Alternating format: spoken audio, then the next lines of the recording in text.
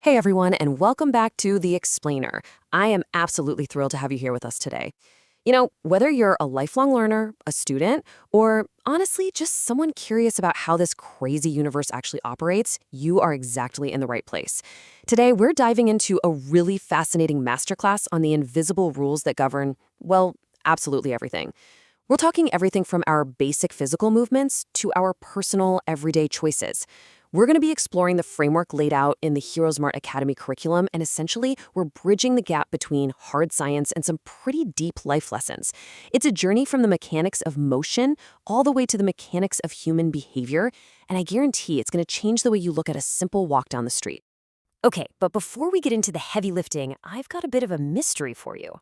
Think about this seemingly impossible scenario for a second. How does a rocket move forward in space if there's literally no air to push against? I mean, here on Earth, we're totally used to pushing off of things, right? The floor, the water, even the air.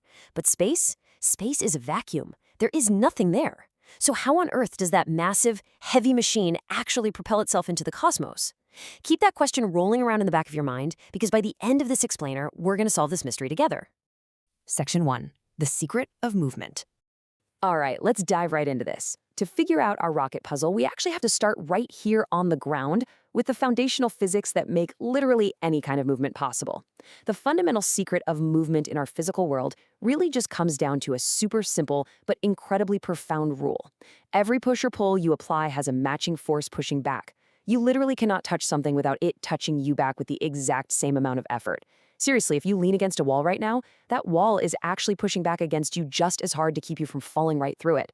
The universe demands balance.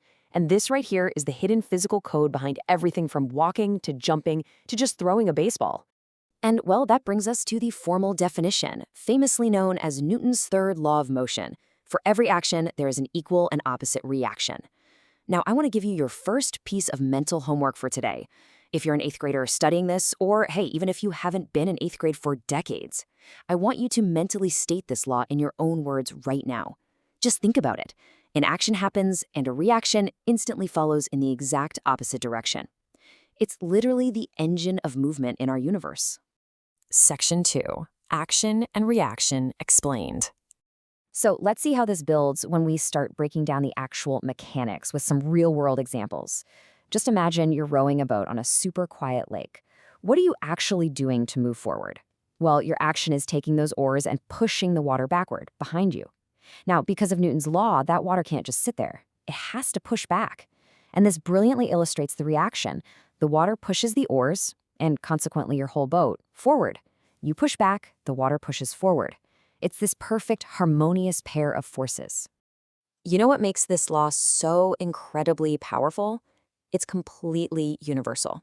It really doesn't matter what environment you're in. It applies in water, like our rowboat. It applies in the air all around us. It applies on the solid ground we walk on every day. And, absolutely crucial for our opening mystery, it even applies in the total vacuum of space. The environment changes, sure, but the law stays exactly the same.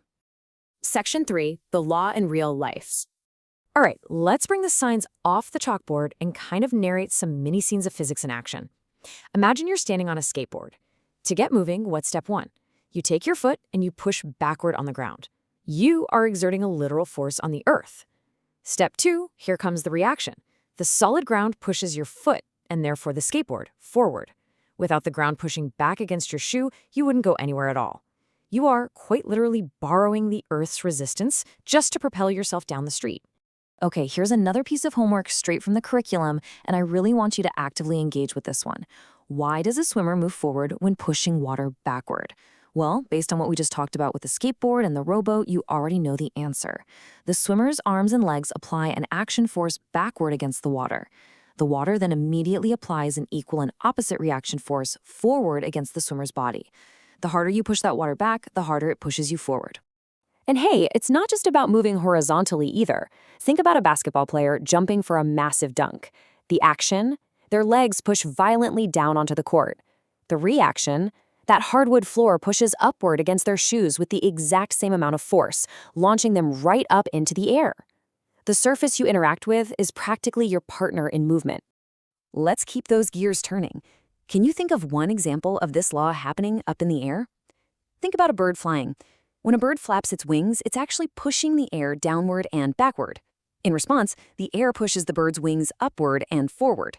That gives them both the lift to stay in the sky and the thrust to actually move ahead.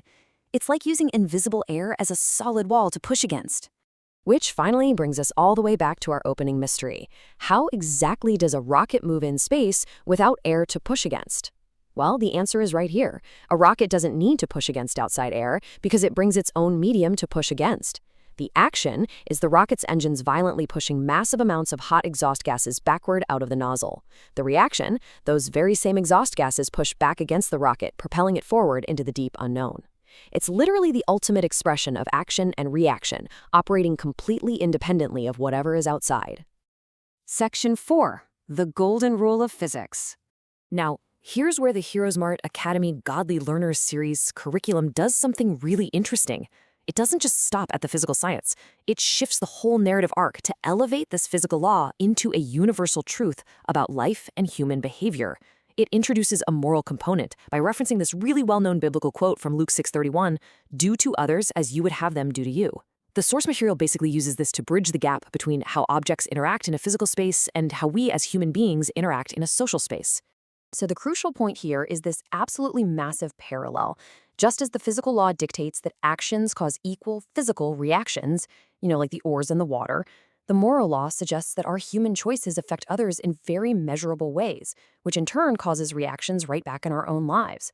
You can't put a negative action out into your community without it generating some kind of reaction. You cannot push without being pushed back. The physical push and pull of the universe perfectly mirrors the cause and effect of our human choices. Section 5. Smart Minds, Good Choices. And this brings us to the concluding philosophy of this specific curriculum.